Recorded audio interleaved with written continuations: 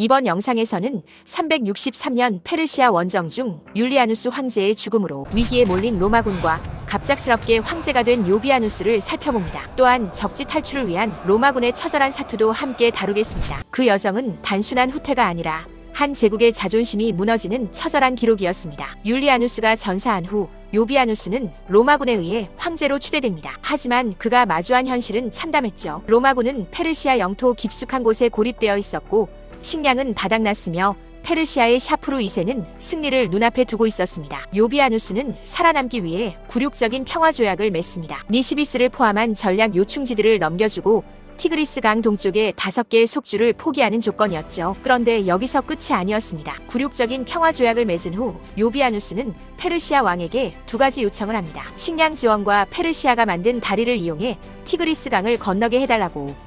그러나 페르시아 샤프루 왕은 단호하게 거절했습니다. 굴욕적인 평화조약에도 불구하고 로마군은 안전한 퇴각조차 보장받지 못했습니다.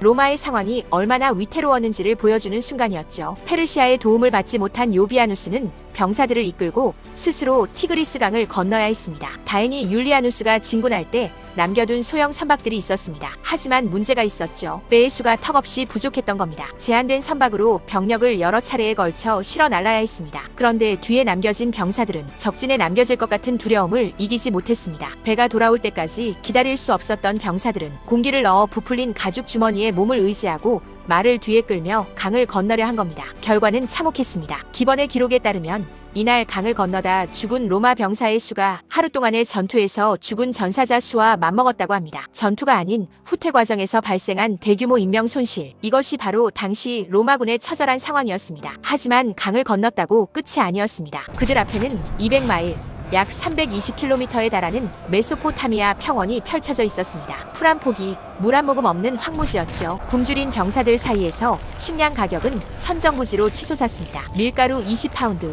약 9kg의 금화 연립, 평시의 수십 배에 달하는 가격이었습니다. 병사들은 짐을 나르던 짐승들까지 모두 잡아먹었습니다. 그들의 얼굴은 굶주림으로 깡말랐고 많은 이들이 탈진 상태에 빠졌죠. 바로 그때 구원의 손길이 나타납니다. 세바스티아누스와 프로코피우스가 우르성에서 식량을 보내준 겁니다. 이 적시의 보급이 아니었다면 로마군은 괴멸 직전까지 갔을 것입니다. 한때 세계를 제패했던 로마군이 식량 하나 제대로 구하지 못하고 기본적인 후퇴 작전조차 수행하지 못하는 모습. 이것이 바로 제국 쇠락의 상징적 장면이었습니다. 율리아누스의 승전보를 기대하며 기다리던 로마 본국에는 충격적인 소식이 전해집니다. 율리아누스의 죽음, 그리고 요비아누스의 굴욕적인 평화조약. 티그리스강 동쪽에 5개 속주를 내준 것도 충격이었지만 사람들이 진정으로 분노하고 공포를 느낀 것은 따로 있었습니다. 바로 니시비스의 상실이었죠. 니시비스는 단순한 도시가 아니었습니다. 동방 방어의 핵심 요새이자 과거 페르시아의 공격을 여러 차례 막아낸 난공불락의 성이었습니다. 로마의 동방 지배력을 상징하는 도시였죠. 그 니시비스를 내어주었다는 소식에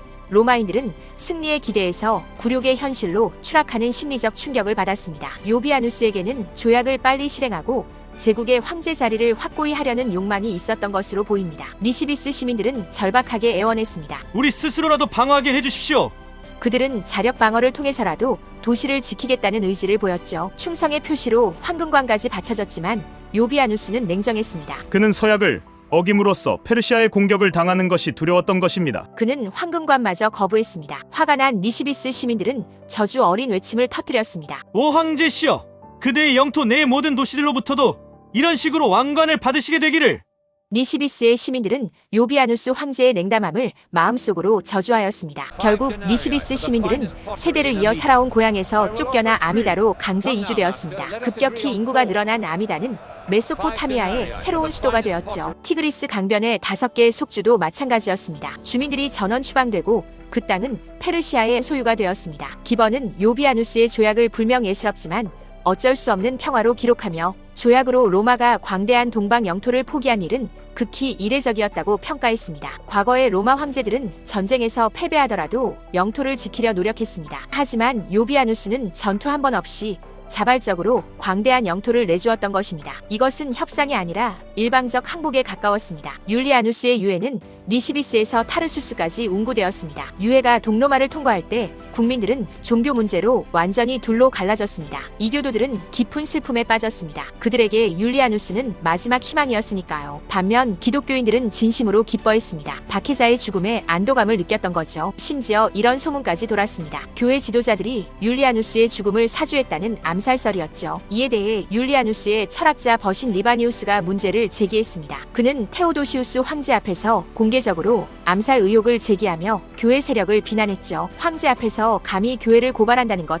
당시로서는 매우 위험한 행동이었습니다. 리바니우스는 위험을 무릅쓰고 율리아누스와의 의리를 지킨 철학자이자 친구였습니다. 당시 로마에는 독특한 관습이 있었는데 개선식이나 장례식에서 주인공에 대한 찬사와 조롱을 동시에 보내는 문화였죠. 희극 배우들은 율리아누스의 실수와 우스꽝스러운 행동들을 과장하여 재현했습니다. 죽은 자도 완벽하지 않았음을 상기시키는 거죠. 에드워드 기번은 율리아누스를 이렇게 평가합니다. 그의 덕성은 순수했으나 과도한 자만심과 미신으로 세상을 어지럽힌 것은 오점이었다. 개인적 도덕성과 성실함은 인정하지만 자신의 능력에 대한 과신과 이교 신앙에 대한 맹목적 집착 그리고 무모한 페르시아 원정이 결국 제국을 혼란에 빠뜨렸다는 평가입니다. 율리아누스의 유해는 결국 킬리키아의 타르수스에 매장되었습니다. 원정 중 사망한 장소 근처의 평범하고 조용한 안식처였죠. 하지만 사람들은 각자 다른 곳을 원했습니다. 철학자 벗들은 율리아누스가 아카데메이아의 관목 숲속에서 영면을 취하기를 바랐습니다. 아테네의 플라톤 아카데미를 의미하는 것이었죠. 그들은 율리아누스를 지성과 철학의 전당에서 기억하고 싶었던 겁니다. 반면 병사들은 마르스 광장의 고대 기념비들 사이 카이사르와 함께 매장되어야 한다고 주장했습니다.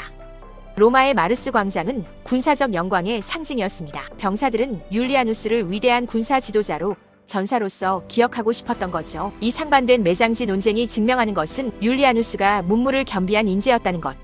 하지만 역설적이게도 율리아누스는 그 어느 쪽도 완성해내지 못했습니다. 철학자로서는 너무 호전적이었고 군인으로서는 너무 이상주의적이었습니다. 율리아누스의 죽음과 요비아누스의 후퇴는 제국 전체의 흐름을 바꾼 결정적 사건이었습니다. 이교도 황제 율리아누스의 죽음으로 기독교는 제국 내에서 되돌릴 수 없는 지배적 질서로 자리 잡게 됩니다.